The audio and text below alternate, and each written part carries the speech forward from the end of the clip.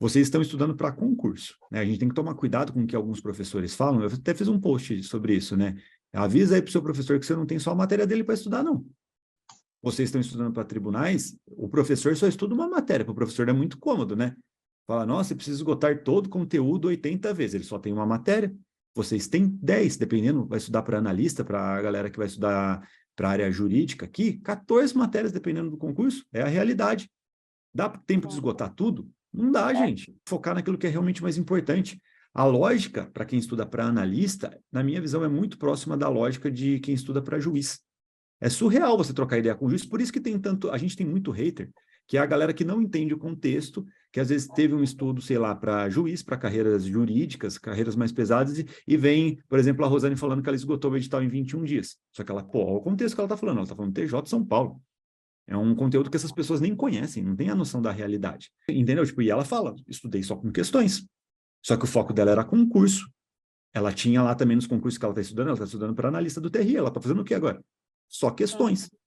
Na prática, a não ser naqueles pontos em que você tem uma dificuldade de direito eleitoral, como eu falei para você, que é uma matéria que a gente tem bastante tempo para estudar, porque ela é a mais pesada, e lá ela tem um conteúdo mais controlável, então a gente esgota. Então, essa lógica aqui, talvez, para direito eleitoral, faça sentido.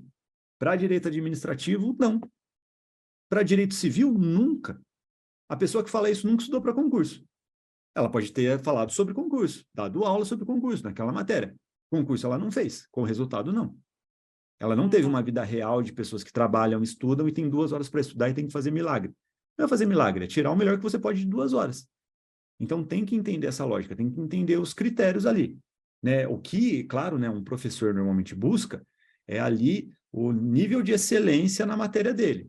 Então, em um mundo perfeito, lindo, a gente estuda todo o conteúdo bonitinho, você tira todas as dúvidas em videoaulas, depois você, sei lá, dá uma olhada em outros materiais complementares, 2 doutrinas, para depois fazer questões. Só que até lá você já está com mestrado, você está com 58 anos e não teve resultado nenhum em concurso. Então, a gente tem que otimizar as coisas, e eu digo para vocês, quer velocidade, concurso é uma lógica diferente, gente.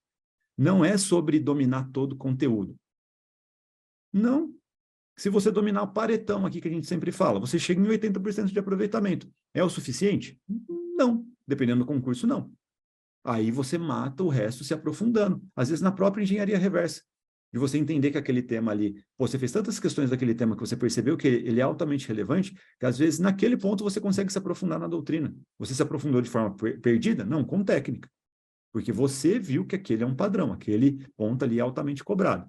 Um professor, dificilmente um professor vai falar para você, um professor que não tem experiência como concurseiro, não, estuda só por questões porque você tem pouco tempo para estudar essa matéria. Dificilmente um professor, dependendo do concurso, ele vai falar para você, cara, nem estuda a minha matéria porque é 1% de relevância. Imagina que um professor vai fazer isso? Ele perde o trampo dele. Você já deve ter percebido que você evoluiu com questões pensando no seu objetivo, que é o concurso. Imagina o que você vai fazer com a constância. Sabe? Então, confia no processo e vai se medindo, claro. Essas plataformas de concurso, gente, boa parte ali são influencers ou projeto de influência que, na verdade, ficam colocando conteúdo lá e me segue no Instagram, porque virou uma fonte ali de tráfego na prática.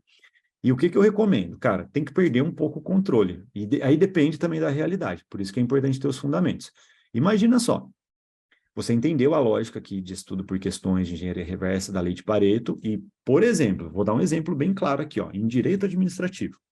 Em direito administrativo, você, dependendo, você põe lá nível superior, de tribunais e ministérios públicos, não sei o quê, com conteúdo muito parecido com o que você vai ter no edital. Você vai ter um banco lá de 7.000 questões, dependendo, 8.000 questões.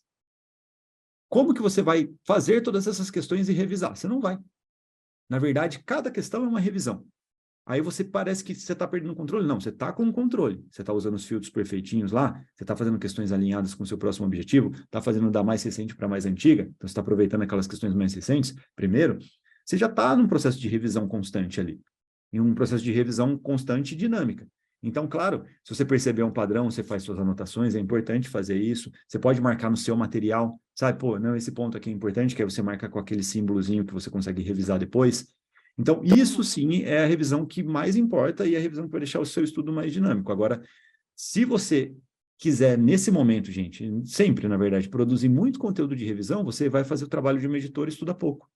E você deve estar sentindo isso, que você está produzindo muito material e às vezes, pô, quando que eu vou revisar? Sinceramente, provavelmente você não vai. Pensa numa realidade diferente. Quando você migrar, por exemplo, sei lá, para eleitoral. Nós temos 900 questões reais de provas anteriores. Então, o número é muito limitado. Aqui faz mais sentido você forçar mais a profundidade, fazer mais anotações, mais revisões, depende da matéria, só que, normalmente, o perfeccionismo leva você a alguma redundância ali, a um desperdício de tempo. Tá? Então, você tem que ter essa noção.